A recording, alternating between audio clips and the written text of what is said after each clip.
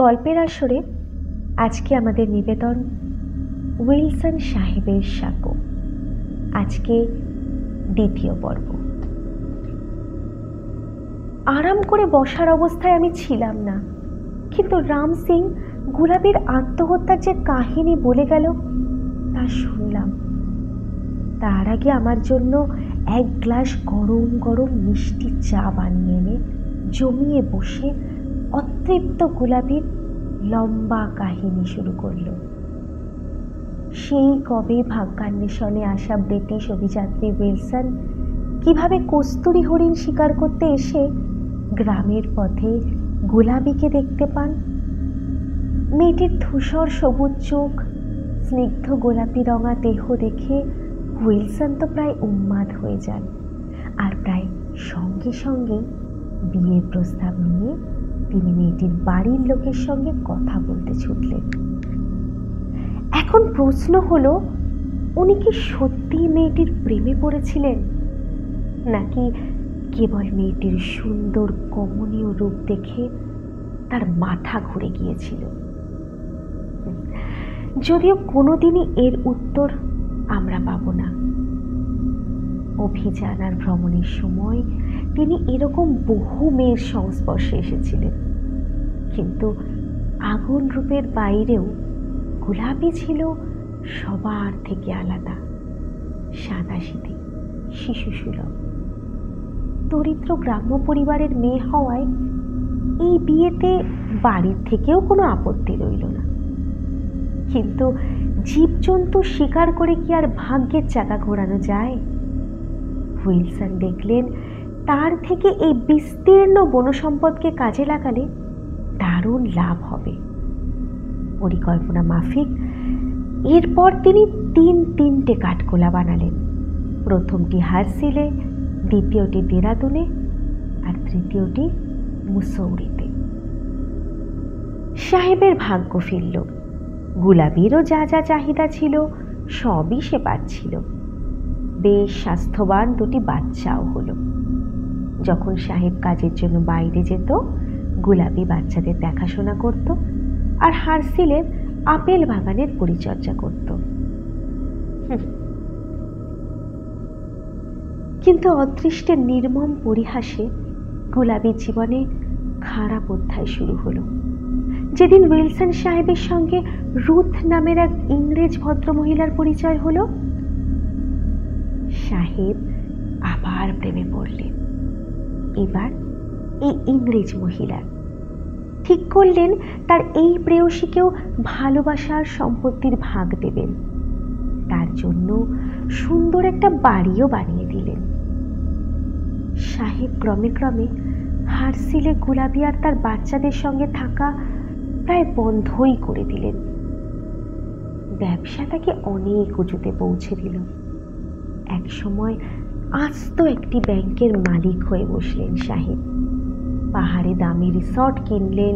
বন্ধু বান্ধব ব্যবসার পার্টনারদের নিয়ে সেই রিসর্টে যেতেন। হুল্লোড় চলত রাতভর। দুনে আবার এর সঙ্গে প্রায় তিনি শিকার পার্টিরও আয়োজন করতেন। এদিকে গুলাবি গ্রাম্য কায়দাতেই ওর বাচ্চাদের মানুষ করছিল। উইলসন সাহেবের সঙ্গে মুসৌরির ওই মহিলার পরকীয়ার কথা তার কানেও গেছিল।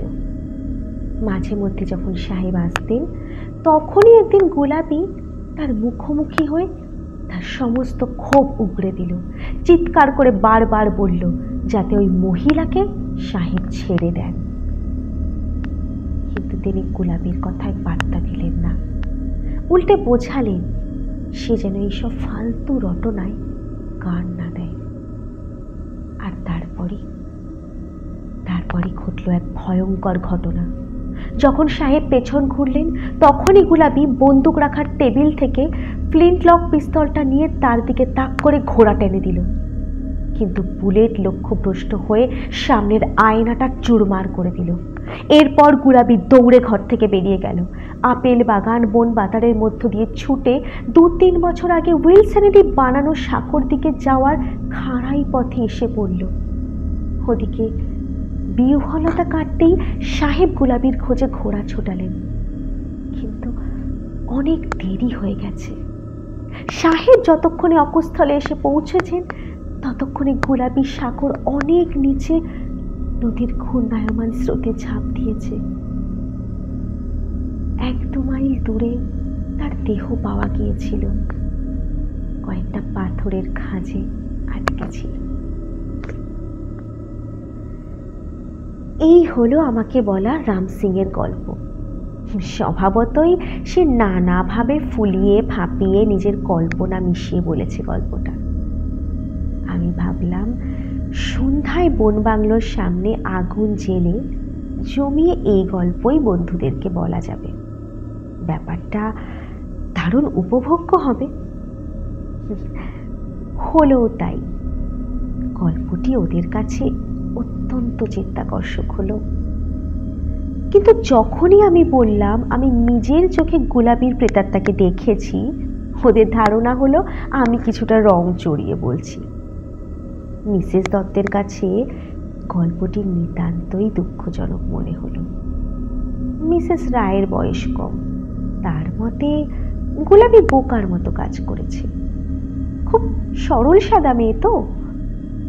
মিস্টার দত্ত বললেন, তার যে পথ খোলা ছিল সেই পথই সে বেছে নিয়েছে।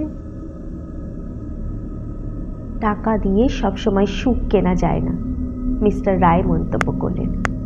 না, মিসেস দত্ত বললেন, তবে তা দিয়ে ইচ্ছামতো স্বাচ্ছন্দ্য কেনাই যায়। মিসেস রায় আরো কিছু বলতে যাচ্ছিলেন, তাই আমি বিষয়টাকে অন্যদিকে ঘুরিয়ে দিলাম। একজন অবিবাহিত ছেলের পক্ষে দুটি বিবাহিত দম্পতির সঙ্গে সন্ধ্যা কাটানো কি যে একটা গোলমেলে ব্যাপার। সম্পর্কের মাঝে যে সর্বক্ষণ একটা অতৃপ্তির চোরাস্রোত বইতে থাকে, সেটা সে ভালো মতো না জানলেও তার সাথে মোকাবিলা করার মতন যথেষ্ট অভিজ্ঞতা যে সঞ্চয় থাকে না। উইলসন সাহেবের সাগর দ্বিতীয় পর্ব আজ এতটুকুই। পরবর্তী কাহিনী পরের পর্বে।